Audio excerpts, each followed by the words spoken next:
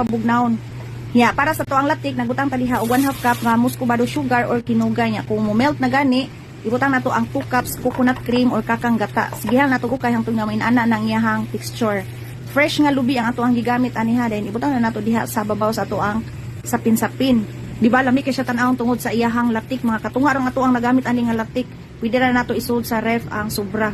Lami jud kaayo sa tinuod lang no. Suway nga ninyo guys aron makatilaw pud mo ani ato ang sapin-sapin.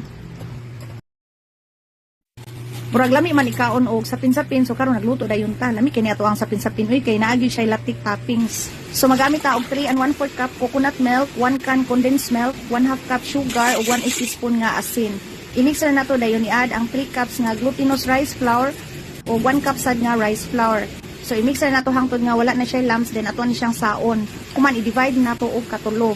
So kaning nga bahin butangan ni nato og 1/2 tablespoon nga OB flavor, then kaning usa kay butangan sa nato og 1/2 tablespoon nga yellow food color. Kuman ako na ning gibalhin diri sa ako ang baking pan nga gihapinan og dahon sa saging nga gibrush na nato og oil daan. Optional ra na ang dahon sa saging ha. Steam lang na nato ang first layer og mga 15 minutes unya. Isunod ang second layer mga 20 to 25 minutes na nato i-steam. Kung maluto na gani, isunod ang last nga layer kaning puti.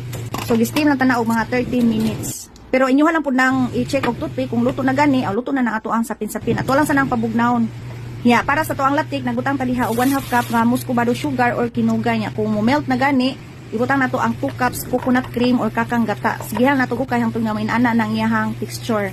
Fresh nga lubi ang ato ang gigamit aniha, then ibutang na nato diha sa babaw sa ato ang sapin-sapin. Di ba lami kay siya tan-awon tungod sa iyahang latik, mga katunga ang ato ang nagamit ani nga latik. Pwede ra nato isold sa ref ang